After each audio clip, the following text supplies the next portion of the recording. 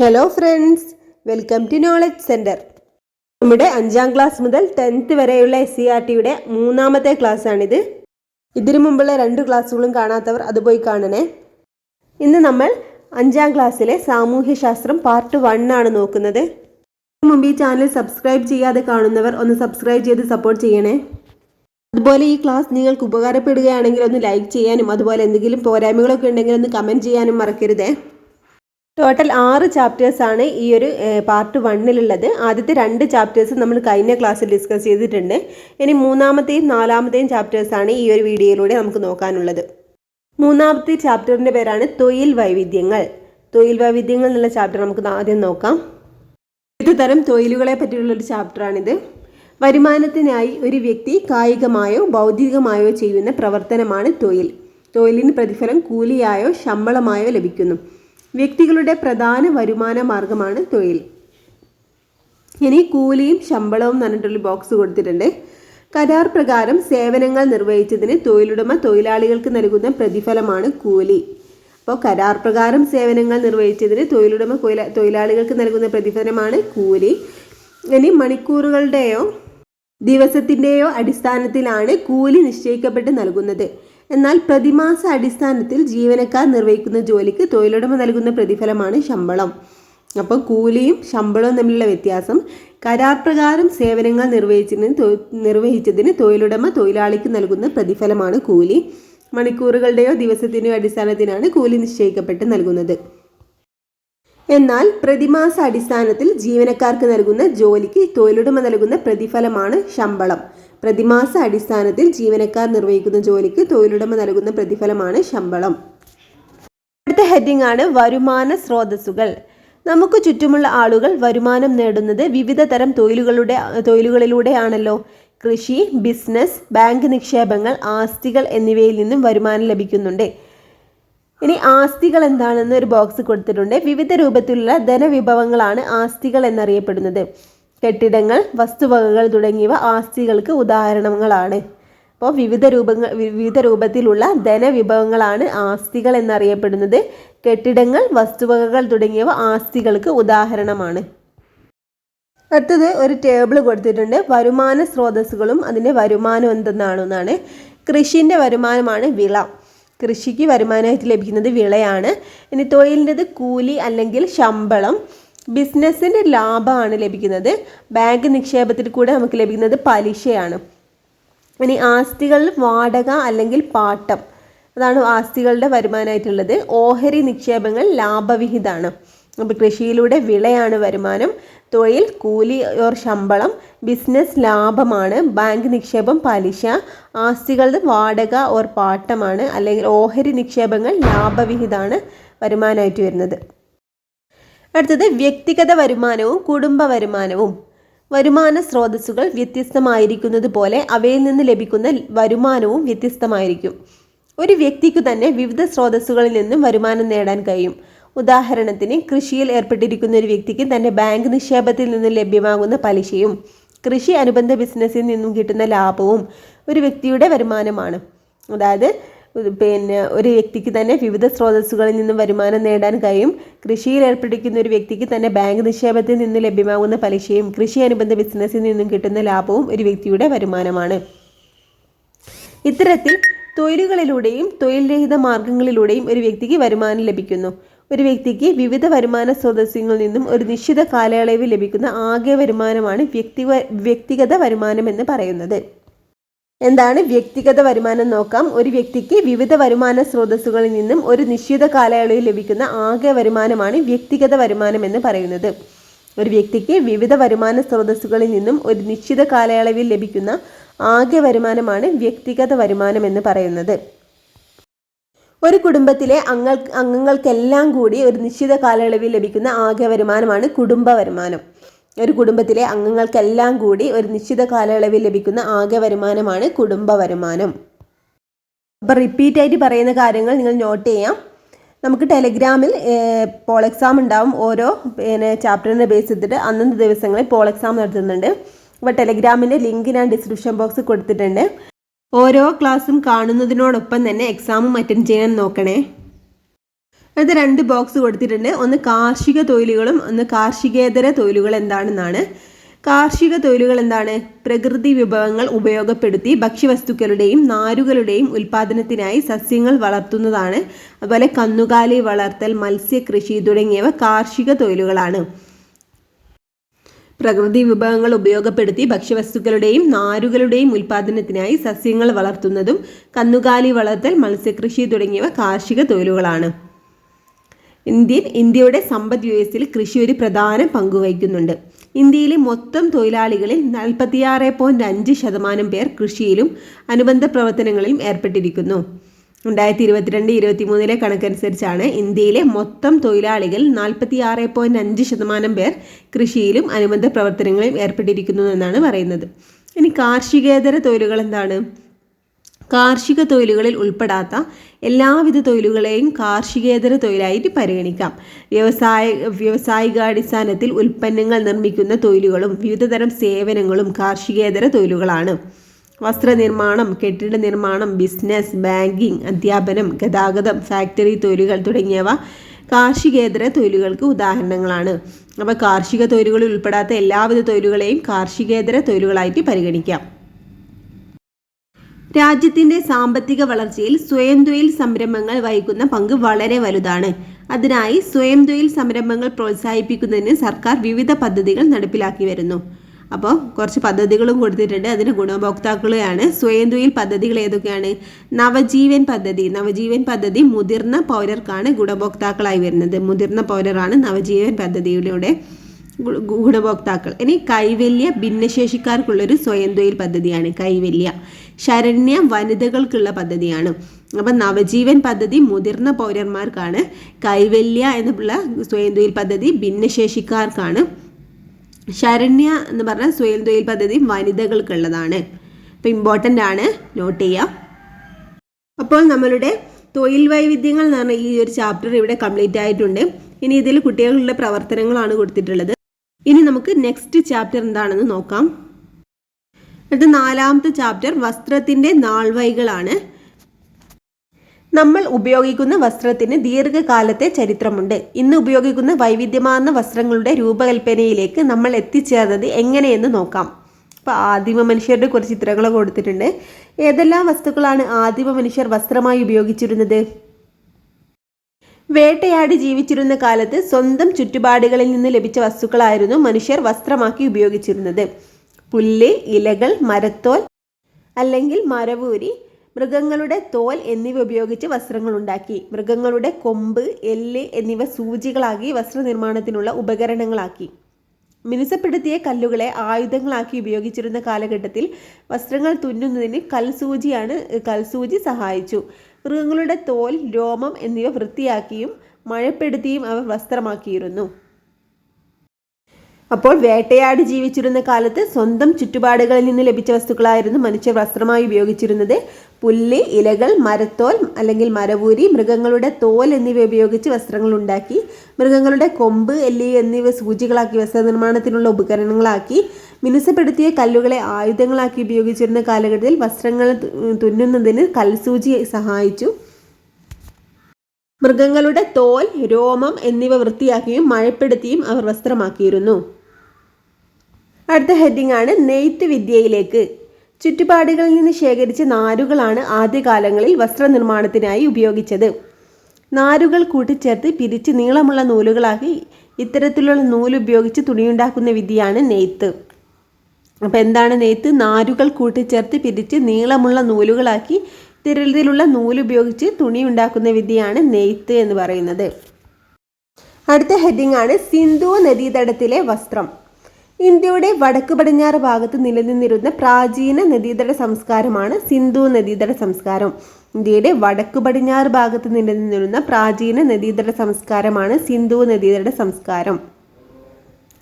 സിന്ധു ജനത പരുത്തിയും കമ്പിളി വസ്ത്രങ്ങളും നിർമ്മിച്ചിരുന്നതായി ലഭ്യമായ തെളിവുകളുടെ അടിസ്ഥാനത്തിൽ അഭിമാനിക്കാവുന്നതാണ്. അവിടെ നിന്ന് ലഭിച്ച കുപ്പായമണിഞ്ഞ പ്രതിമകൾ അവിടുത്തെ ജനതയുടെ വസ്ത്രധാരണ രീതിയെ പ്രതിഫലിപ്പിക്കുന്നു. പരുത്തി ഇവിടെ നിന്ന് മറ്റു ദേശങ്ങളിലേക്ക് കൊണ്ടുപോയിരുന്നതായി കരുതുന്നു. അപ്പോൾ ഇന്ത്യയുടെ വടക്കു പടിഞ്ഞാറ് ഭാഗത്ത് നിലനിന്നിരുന്ന പ്രാചീന നദീതട സംസ്കാരമാണ് സിന്ധു നദീതട സംസ്കാരം.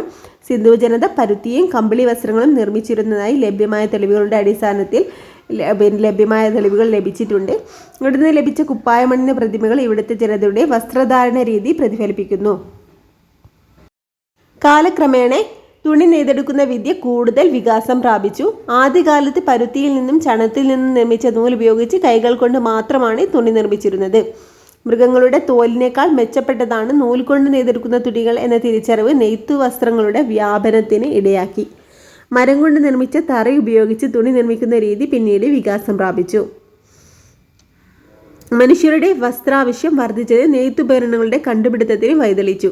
ഇത് നെയ്ത്ത് വേഗത്തിലാക്കാൻ സഹായിച്ചു. നൂലുപയോഗിച്ച് കൈത്തറിയിൽ നെയ്യുന്ന തുണികളാണ് കൈത്തറി തുണികൾ എന്നറിയുന്നത്. അപ്പോൾ എന്താണ്? നൂലുപയോഗിച്ച് കൈത്തറിയിൽ നെയ്യുന്ന തുണികളാണ് കൈത്തറി തുണികൾ. കൈത്തറിയുടെ കണ്ടുപിടുത്തം വസ്ത്രനിർമ്മാണ രംഗത്ത് മുന്നേറ്റമുണ്ടാക്കി. നീലം ചെടിയിൽ നിന്നുണ്ടാക്കിയ ചായം കൊണ്ട് വസ്ത്രങ്ങൾക്ക് നിറം നൽകി.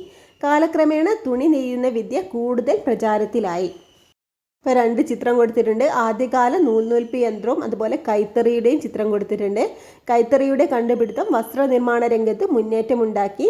നീലം അല്ലെങ്കിൽ ഇൻഡിഗോ ചെടിയിൽ നിന്നും ഉണ്ടാക്കിയ ചായം കൊണ്ട് വസ്ത്രങ്ങൾക്ക് നിറം നൽകി. കാലക്രമേണ തുണി നെയ്യുന്ന വിദ്യ കൂടുതൽ പ്രചാരത്തിലായി എന്നാണ് പറയുന്നത്. അടുത്തത് ഒരു ബോക്സ് കൊടുത്തിട്ടുണ്ട്. പരുത്തി, ചാണം, നീലം ചെടി എന്നിവയുടെയൊക്കെ ചിത്രവുമാണ്.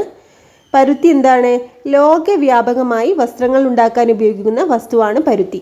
പരുത്തി ചെടിയിൽ നിന്ന് ലഭിക്കുന്ന പഞ്ഞി നൂലാക്കിയാണ് വസ്ത്രനിർമ്മാണത്തിന് ഉപയോഗിക്കുന്നത്. പ്രാചീന കാലം മുതൽ ഇന്ത്യയിൽ പരുത്തി കൃഷി ചെയ്തിരുന്നു. അപ്പോൾ ലോകവ്യാപകമായി വസ്ത്രങ്ങൾ ഉണ്ടാക്കാൻ ഉപയോഗിക്കുന്ന വസ്തുവാണ് പരുത്തി. പരുത്തി ചെടിയിൽ നിന്ന് ലഭിക്കുന്ന പഞ്ഞി നൂലാക്കിയാണ് വസ്ത്രനിർമ്മാണത്തിന് ഉപയോഗിക്കുന്നത്. പ്രാചീന കാലം മുതൽ ഇന്ത്യയിൽ പരുത്തി കൃഷി ചെയ്തിരുന്നു. ഇനി എന്താണ് ചണം? ചണച്ചെടിയിൽ നിന്നാണ് ചണം ഉൽപ്പാദിപ്പിക്കുന്നത്. ഒരു പ്രകൃതിദത്ത നാരാണ് ചണം. ലോകത്ത് ചണം കൃഷിയുടെ ഭൂരിഭാഗവും ഇന്ത്യയിലെ ഫലഭൂയിഷ്ഠമായ ഗംഗാ നദീ തീരത്താണ്. വിദേശികൾ തുണി വ്യവസായത്തിനായി ഇന്ത്യയിൽ നിന്ന് ധാരാളമായി ചണം കൊണ്ടുപോയിരുന്നു. അപ്പോൾ ചണച്ചെടിയിൽ നിന്നാണ് ചണം ഉൽപ്പാദിപ്പിക്കുന്നത്. ഒരു പ്രകൃതിദത്ത നാരാണ് ചണം. ലോകത്ത് ചണം കൃഷിയുടെ ഭൂരിഭാഗവും ഇന്ത്യയിലെ ഫലഭൂയിഷ്ഠമായ ഗംഗാ തീരത്താണ്. വിദേശികൾ തുണി വ്യവസായത്തിനായി ഇന്ത്യയിൽ നിന്നും ധാരാളമായി ചണം കൊണ്ടുപോയിരുന്നു. അടുത്തത് നീലം ചെടിയാണ്. ആദ്യകാലങ്ങളിൽ വസ്ത്രങ്ങൾക്ക് നിറം കൊടുക്കാൻ നീലം ചെടിയിൽ നിന്നുണ്ടാക്കിയ ചായം ഉപയോഗിച്ചിരുന്നു. പിന്നീട് നീലത്തിൽ വിവിധ കൂട്ടുകൾ ചേർത്താണ് വ്യത്യസ്തങ്ങളായ നിറങ്ങൾ ഉണ്ടാക്കിയിരുന്നത്. പരുത്തി, ചണം, നീലം ചെടി ഇവ മൂന്നിൻ്റെയും കാര്യങ്ങളാണ് പറയുന്നത്. നമ്മുടെ നാട്ടിലും നിരവധി കൈത്തറി കേന്ദ്രങ്ങളുണ്ട്. കണ്ണൂർ, തിരുവനന്തപുരം ജില്ലയിലെ ബാലരാമപുരം, തൃശ്ശൂർ ജില്ലയിലെ കൂത്താമ്പുള്ളി എന്നിവ പ്രധാന കേന്ദ്രങ്ങളാണ്, കൈത്തറി കേന്ദ്രങ്ങളാണ്. അപ്പം നമ്മുടെ നാട്ടിലും നിരവധി കൈത്തറി കേന്ദ്രങ്ങളുണ്ട്. കണ്ണൂർ, തിരുവനന്തപുരം ജില്ലയിലെ ബാലരാമപുരം, തൃശ്ശൂർ ജില്ലയിലെ കൂത്താമ്പുള്ളി എന്നിവ പ്രധാന കൈത്തറി കേന്ദ്രങ്ങളാണ്. ഇത് ഇമ്പോർട്ടൻ്റ് ആണ്, നോട്ട് ചെയ്യാം. ശാസ്ത്ര പുരോഗതി വസ്ത്രനിർമ്മാണ രംഗത്ത് പുതിയ യന്ത്രങ്ങളുടെ കണ്ടുപിടുത്തത്തിന് കാരണമായി. ചിത്രത്തിൽ കാണുന്ന സ്പിന്നിങ് ജെന്നി അത്തരത്തിലൊന്നാണ്. അപ്പോൾ സ്പിന്നിങ് ജെന്നി എന്താണെന്ന് നോക്കാം. സ്പിന്നിങ് ജെന്നി ജെയിംസ് ഹാർഗ്രീവ്സ് ആണ് സ്പിന്നിങ് ജെന്നി കണ്ടുപിടിച്ചത്. കൈകൊണ്ടുള്ള നൂൽ ഉൽപാദനം അക്കാലത്തെ വസ്ത്ര വ്യവസായ ആവശ്യത്തിന് തികയുമായിരുന്നില്ല. സ്പിന്നിങ് ജെന്നിയുടെ കണ്ടുപിടുത്തം നൂൽ ഉൽപാദനം വേഗത്തിലാക്കി. അപ്പോൾ സ്പിന്നിങ് ജെന്നി കണ്ടുപിടിച്ചതാരാണ്? ജെയിംസ് ഹാർഗ്രീവ്സ് ആണ്. അതിൻ്റെ കണ്ടുപിടുത്തത്തോടെ എന്താണ് വസ്ത്ര വ്യവസായ കണ്ടുപിടുത്തം നൂൽ ഉൽപാദനം വേഗത്തിലാക്കിയെന്നാണ് പറയുന്നത്. ജനസംഖ്യയിലെ വർധനവ് വസ്ത്രത്തിൻ്റെ ആവശ്യകത വർദ്ധിപ്പിച്ചു. പുതിയ യന്ത്രങ്ങൾ നെയ്ത്തുവിദ്യയുടെ ഭാഗമായി. അവ മനുഷ്യ പ്രയത്നം കുറച്ചു. കൈത്തറിയുടെ സ്ഥാനത്ത് യന്ത്രത്തറി വന്നു. യന്ത്രത്തറി കൊടുത്തിട്ടുണ്ട് ഒരു ബോക്സിൽ. എഡ്മണ്ട് കാർട്ട്റൈറ്റ് ആണ് യന്ത്രത്തറി കണ്ടുപിടിച്ചത്. വൈദ്യുതിയുടെയോ മറ്റേതെങ്കിലും ഊർജ്ജ സ്രോതസ്സിൻ്റെയോ സഹായത്താലാണ് യന്ത്രത്തറി പ്രവർത്തിക്കുന്നത്. കൈത്തറിയേക്കാൾ വളരെ വേഗത്തിൽ കൂടുതൽ തുണി ഉൽപ്പാദിപ്പിക്കാൻ യന്ത്രത്തറിക്ക് കഴിയും. അപ്പോൾ യന്ത്രത്തറി കണ്ടുപിടിച്ചത് എഡ്മണ്ട് കാർട്ട്റൈറ്റ് ആണ് യന്ത്രത്തറി കണ്ടുപിടിച്ചത്. വൈദ്യുതിയുടെയോ മറ്റേതെങ്കിലും ഊർജ്ജ സ്രോതസ്സിൻ്റെയോ സഹായത്താലാണ് യന്ത്രത്തറി പ്രവർത്തിക്കുന്നത്. കൈത്തറിയേക്കാൾ വളരെ വേഗത്തിൽ കൂടുതൽ തുണി ഉൽപ്പാദിപ്പിക്കാൻ യന്ത്രത്തറിക്ക് കഴിയും. സ്പിന്നിങ് ജെന്നി കണ്ടുപിടിച്ചത് ആരായിരുന്നു? ജെയിംസ് ഹാർഗ്രീവ്സ് ആണ്. യന്ത്രത്തറി കണ്ടുപിടിച്ചത് എഡ്മണ്ട് കാർട്ട്റൈറ്റ് ആണ്. ഇത് രണ്ടും ഇമ്പോർട്ടൻ്റ് ആണ്, നോട്ട് ചെയ്യുക. യന്ത്രവൽക്കരണത്തിന്റെ ഫലമായി കൂടുതലായി ഉൽപ്പാദിപ്പിച്ച തുണികൾ വിറ്റഴിക്കാൻ കമ്പോളങ്ങൾ തേടി യൂറോപ്യർ ലോകത്തിന്റെ വിവിധ ഭാഗങ്ങളിലേക്ക് സഞ്ചരിച്ചു. കൂട്ടത്തിൽ അവർ ഇന്ത്യയിലും എത്തി. തുണി വ്യവസായത്തിന് ആവശ്യമായ അസംസ്കൃത വസ്തുക്കൾ ഇന്ത്യയിൽ നിന്നും അവർ യൂറോപ്പിലേക്ക് കൊണ്ടുപോയി. യന്ത്രങ്ങളുടെ സഹായത്തോടെ അവിടെ ഉൽപ്പാദിപ്പിച്ച തുണികൾ ഇന്ത്യയിലെത്തി വിറ്റഴിക്കുകയാണ് ചെയ്തത്. അപ്പം തുണി വ്യവസായത്തിന് ആവശ്യമായ അസംസ്കൃത വസ്തുക്കളൊക്കെ ഇന്ത്യയിൽ നിന്നും അവർ യൂറോപ്പിലേക്ക് കൊണ്ടുപോയി. യന്ത്രങ്ങളുടെ സഹായത്തോടെ അവിടെ ഉൽപ്പാദിപ്പിച്ച തുണികൾ ഇന്ത്യയിലേക്ക് എത്തി വിറ്റഴിക്കുകയാണ് ചെയ്തത്. ഇന്ത്യയിലെത്തി വിറ്റഴിക്കുകയാണ് ചെയ്തത്. യന്ത്രവൽകൃത വസ്ത്രനിർമ്മാണത്തിൻ്റെ ഒരു ചിത്രം കൊടുത്തിട്ടുണ്ട്. ഇനി യൂറോപ്യർ എന്ന ഹെഡിങ്ങോടെ ഒരു ബോക്സ് കൊടുത്തിട്ടുണ്ട്. ഭൂമിയിലെ 7 വൻകരകളിലൊന്നാണ് യൂറോപ്പ്.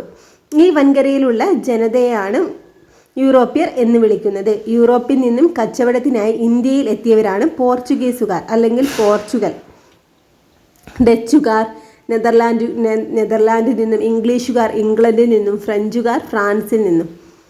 ഇന്ത്യയെ കോളനിയാക്കി മാറ്റിയവർ ഇവിടെ നിന്നുള്ള അസംസ്കൃത വസ്തുക്കൾ അവരുടെ ദേശങ്ങളിലേക്ക് കൊണ്ടുപോയി. ഇക്കൂട്ടത്തിൽ ഏറ്റവും കൂടുതൽ കാലം ഇന്ത്യയെ കോളനിയാക്കി വെച്ചിരുന്നത് ഇംഗ്ലീഷുകാരാണ്.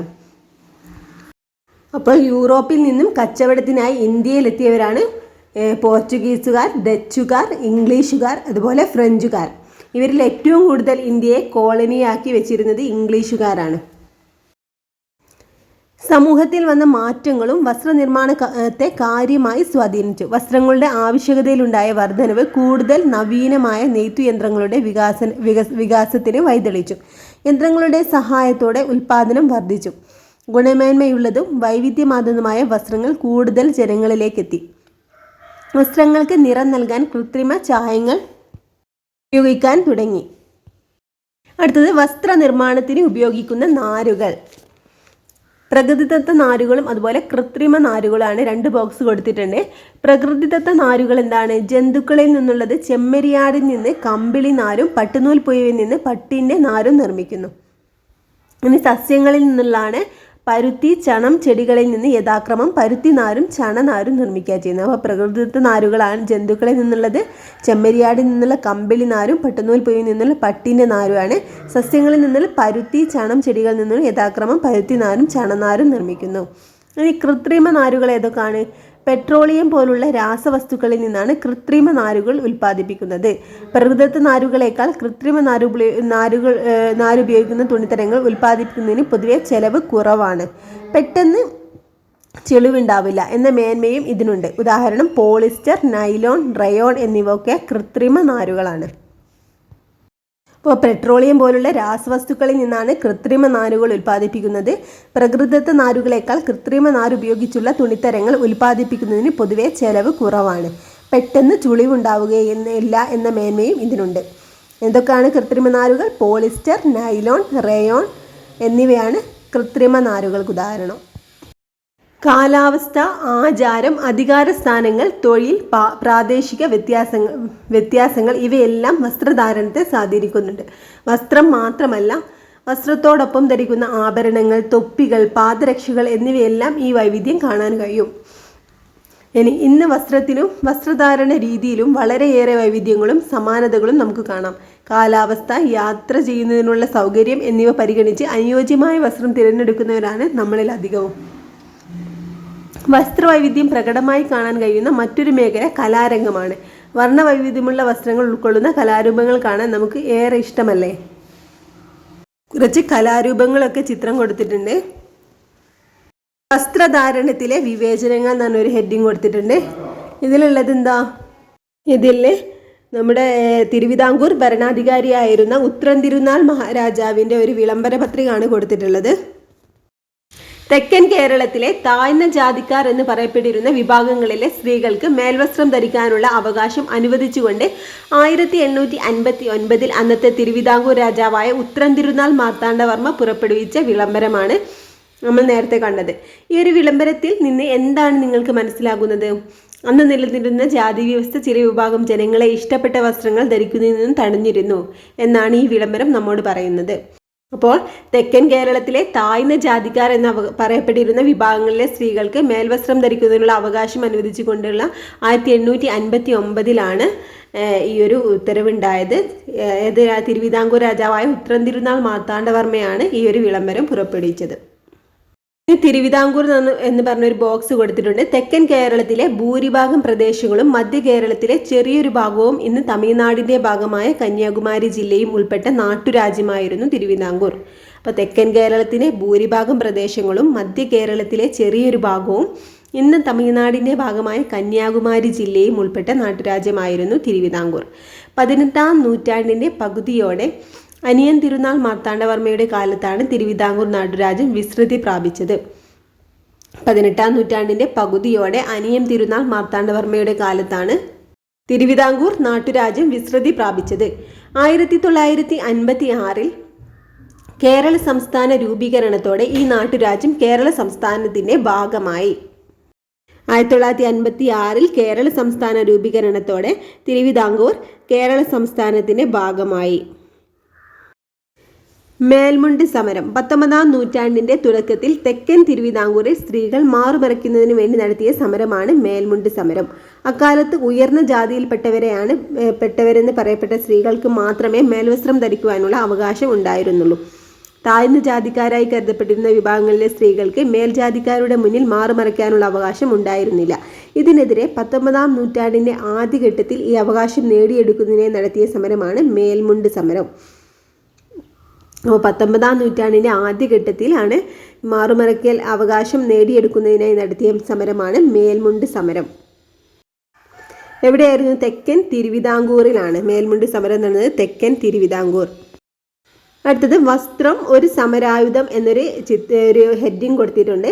പലതരം ചൂഷണങ്ങൾക്കെതിരെ ഒരു സമരായുധമായി വസ്ത്രത്തെ കഴിഞ്ഞ കാലങ്ങളിൽ ഉപയോഗിച്ചിട്ടുണ്ട്. ഇതിൽ ഏറ്റവും പ്രധാനപ്പെട്ട ഒന്നായിരുന്നു ഇന്ത്യൻ സ്വാതന്ത്ര്യ സമരത്തിൽ മഹാത്മാഗാന്ധിയുടെ നേതൃത്വത്തിൽ നടന്ന പോരാട്ടങ്ങൾ. ഖാദിയും ചർക്കയും നൂൽനൂൽപ്പും വിദേശ വസ്ത്ര ബഹിഷ്കരണവും ഗാന്ധിജി സ്വാതന്ത്ര്യ സമരത്തിന്റെ ഭാഗമാക്കി. ചർക്കയിൽ നൂൽനൂറ്റുണ്ടാക്കുന്ന ഖാദി വസ്ത്രങ്ങളെയാണ് ഗാന്ധിജി പ്രോത്സാഹിപ്പിച്ചത്. ഖാദി വസ്ത്രങ്ങൾ ധരിക്കുവാൻ അദ്ദേഹം ജനങ്ങളോട് ആഹ്വാനം ചെയ്തു. ഇത്തരത്തിൽ സ്വദേശി വസ്ത്രങ്ങൾ നിർമ്മിച്ച് ഉപയോഗിച്ചുകൊണ്ട് വിദേശ വസ്ത്രങ്ങൾ ബഹിഷ്കരിക്കാനാണ് ഗാന്ധിജി ആവശ്യപ്പെട്ടത്. ഇത് 2 പിക്ചർ കൊടുത്തിട്ടുണ്ട്. ഇന്ത്യൻ ജനത വിദേശ വസ്ത്രങ്ങൾ ബഹിഷ്കരിച്ച് നശിപ്പിക്കുന്നതിന് ചിത്രമാണ് ഒന്ന്. രണ്ടാമത് ചർക്കയിൽ നൂൽക്കുന്ന ഗാന്ധിജിയാണ്. അടുത്തത് സ്വദേശി പ്രസ്ഥാനം. ഇന്ത്യൻ സ്വാതന്ത്ര്യ സമരത്തിന്റെ ഭാഗമായി 1905 ഓഗസ്റ്റ് 7 സ്വദേശി പ്രസ്ഥാനം ആരംഭിച്ചത്. ബ്രിട്ടീഷ് നിർമ്മിത വസ്തുക്കൾ ഉപേക്ഷിക്കുകയും ഇന്ത്യൻ നിർമ്മിത വസ്തുക്കളുടെ ഉൽപ്പാദനം ഉപയോഗവും പ്രോത്സാഹിപ്പിക്കുകയും ചെയ്യുക എന്നതായിരുന്നു സ്വദേശി പ്രസ്ഥാനത്തിന്റെ ലക്ഷ്യം. സ്വദേശി പ്രസ്ഥാനം ആരംഭിച്ച ഓഗസ്റ്റ് 7 ദേശീയ കൈത്തറി ദിനമായിട്ട് 2015 മുതൽ ഇന്ത്യയിൽ ആചരിച്ചു വരുന്നു. അപ്പോൾ ഓഗസ്റ്റ് 7 ദേശീയ കൈത്തറി ദിനമായിട്ട് 2015 മുതൽ ഇന്ത്യയിൽ ആചരിച്ചു വരുന്നുണ്ട്. 1905 ഓഗസ്റ്റ് 7 സ്വദേശി പ്രസ്ഥാനം ആരംഭിച്ചത്. ബ്രിട്ടീഷ് നിർമ്മിത വസ്തുക്കൾ ഉപേക്ഷിക്കുകയും ഇന്ത്യൻ നിർമ്മിത വസ്തുക്കളുടെ ഉൽപ്പാദനവും ഉപയോഗവും പ്രോത്സാഹിപ്പിക്കുകയും ചെയ്യുക എന്നതായിരുന്നു ഇതിൻ്റെ ലക്ഷ്യം. 2015 മുതൽ ഓഗസ്റ്റ് 7 ദേശീയ കൈത്തറി ദിനമായിട്ട് ഇന്ത്യയിൽ ആചരിച്ചു വരുന്നു. ഹെഡിംഗ് ആണ് ഖാദി പ്രസ്ഥാനം. 1918 ഗാന്ധിജിയുടെ നേതൃത്വത്തിൽ ഇന്ത്യയിൽ ആരംഭിച്ച പ്രസ്ഥാനമാണ് ഖാദി പ്രസ്ഥാനം. 1918 ഗാന്ധിജിയുടെ നേതൃത്വത്തിൽ ഇന്ത്യയിൽ ആരംഭിച്ച പ്രസ്ഥാനമാണ് ഖാദി പ്രസ്ഥാനം. ഇന്ത്യൻ സ്വതന്ത്ര സമര ചരിത്രത്തിൽ ഖാദിക്ക് സവിശേഷമായ സ്ഥാനമുണ്ട്. ഖാദി പ്രസ്ഥാനം ശക്തമായതോടെ ഇന്ത്യൻ ഗ്രാമങ്ങളിൽ നിന്ന് ചർക്കയുടെ ശബ്ദമുയർന്നു. ഖാദി വസ്ത്രത്തിന്റെ പ്രചാരം ഇന്ത്യയിലെമ്പാടും വ്യാപകമായി. 1918 ഗാന്ധിജിയുടെ നേതൃത്വത്തിൽ ഇന്ത്യയിൽ ആരംഭിച്ച പ്രസ്ഥാനമാണ് ഖാദി പ്രസ്ഥാനം. ഇന്ത്യൻ സ്വതന്ത്ര സമര ചരിത്രത്തിൽ ഖാദിക്ക് സവിശേഷമായ സ്ഥാനമുണ്ട്. ഖാദി പ്രസ്ഥാനം ശക്തമായതോടെ ഇന്ത്യൻ ഗ്രാമങ്ങളിൽ നിന്ന് ചർക്കയുടെ ശബ്ദം ഉയർന്നു. ഖാദി വസ്ത്രത്തിന്റെ പ്രചാരം ഇന്ത്യയിലെമ്പാടും വ്യാപകമായി. വസ്ത്രനിർമ്മാണ രീതിയിൽ മാത്രമല്ല, രൂപകൽപ്പനയിലും ശൈലിയിലും ഉപയോഗത്തിലും ദിനംപ്രതി മാറ്റങ്ങൾ വന്നുകൊണ്ടിരിക്കുന്നു. വ്യക്തിപരമായ മുൻഗണനകളും താല്പര്യങ്ങളും സൗകര്യങ്ങളും ഇന്നത്തെ വസ്ത്രധാരണത്തെ ശക്തമായി സ്വാധീനിക്കുന്നുണ്ട്. സൗന്ദര്യ സങ്കല്പത്തിലെ മാറ്റത്തിനനുസരിച്ച് പുത്തൻ വേഷവിധാനത്തിലും കൗതുകകരമായ വളർച്ചയുണ്ടായി. പരസ്യങ്ങൾ, സിനിമകൾ, സാമൂഹ്യ മാധ്യമങ്ങൾ തുടങ്ങിയവ വസ്ത്രങ്ങളുടെ തിരഞ്ഞെടുപ്പിനെ കാര്യമായി സ്വാധീനിക്കുന്നുണ്ട്. ഇന്ന് ഫാഷൻ ഡിസൈനിങ്, എംബ്രോയിഡറി തുടങ്ങിയ മേഖലകൾ ധാരാളം തൊഴിലവസരങ്ങൾ തുറന്നിടുന്നുണ്ട്. ഫാഷൻ ഡിസൈനിങ് ഇന്ന് വലിയ തൊഴിൽ സാധ്യതയുള്ള ഒരു പഠന മേഖലയായി വളർന്നിരിക്കുന്നു. ഇനി വസ്ത്രനിർമ്മാണ രംഗത്തെ തൊഴിൽ മേഖലകൾ കൊടുത്തിട്ടുണ്ട്. നെയ്ത്ത്, വസ്ത്രാലങ്കാരം, ഇനി തുന്നൽ, എംബ്രോയിഡറി, ഡിസൈനിങ്, ചായം മുക്കൽ, നൂൽനൂൽപ്പ്. ഏതൊക്കെയാണ്? നെയ്ത്ത്, വസ്ത്രാലങ്കാരം, തുന്നൽ, എംബ്രോയിഡറി, ഡിസൈനിങ്, ചായം മുക്കൽ, നൂൽനൂൽപ്പ്. ഇത്രയാണ് വസ്ത്രനിർമ്മാണ രംഗത്തെ തൊഴിൽ മേഖലകൾ കൊടുത്തിട്ടുള്ളത്. കുറച്ച് കരകൗശല വസ്തുക്കളുടെ ചിത്രം കൊടുത്തിട്ടുണ്ട്. നമുക്കും ഇത്തരം കരകൗശല ഉൽപ്പന്നങ്ങൾ നിർമ്മിക്കാൻ കഴിയുമോ? വസ്ത്രധാരണത്തിലെ നാൾവഴികൾ നിരീക്ഷിച്ചാൽ ആദ്യകാലത്ത് ശരീര സംരക്ഷണത്തിനാണ് പ്രാധാന്യം നൽകിയിരുന്നതെന്ന് കാണാം. തുടർന്ന് ഭൂപ്രകൃതിയും കാലാവസ്ഥയും വസ്ത്രനിർമ്മാണത്തിലും വസ്ത്രധാരണ രീതിയിലും സ്വാധീനം ചെലുത്തി. മാറിവരുന്ന സൗന്ദര്യ സങ്കല്പങ്ങളും സാംസ്കാരിക വൈവിധ്യങ്ങളും വർത്തമാനകാലത്തെ വസ്ത്രധാരണ രീതിയെ സ്വാധീനിക്കുന്നു. ഇഷ്ടവസ്ത്രം ധരിക്കുമ്പോൾ നമുക്ക് അഭിമാനവും ആത്മവിശ്വാസവും വർദ്ധിക്കില്ലേ? മനുഷ്യന്റെ അടിസ്ഥാന ആവശ്യങ്ങളിലൊന്നായ വസ്ത്രം സമൂഹത്തിലെ എല്ലാ വിഭാഗം ജനങ്ങൾക്കും ലഭ്യമാകണം. അതിനുള്ള പ്രവർത്തനങ്ങളിൽ നമുക്കും പങ്കാളികളാകാം. അങ്ങനെ ഈ ഒരു ചാപ്റ്റർ ഇവിടെ കംപ്ലീറ്റ് ആവുകയാണ്. അപ്പോൾ ഇന്നത്തെ ഈ 2 ചാപ്റ്റേഴ്സും നന്നായിട്ട് പഠിക്കുക. ഇമ്പോർട്ടൻ്റ് ആയിട്ടുള്ള കാര്യങ്ങൾ ഞാൻ റിപ്പീറ്റ് ആയിട്ട് പറഞ്ഞിട്ടുണ്ട്, അത് നോട്ട് ചെയ്യാം. ഈ ഒരു ക്ലാസ്സിനെ ബേസ് ചെയ്തുകൊണ്ട് നമ്മുടെ ടെലിഗ്രാം ഗ്രൂപ്പിൽ ഇന്ന് പോൾ എക്സാം ഉണ്ടാവും. എല്ലാവരും അറ്റൻഡ് ചെയ്യാൻ ശ്രമിക്കണേ. Okay friends, thank U.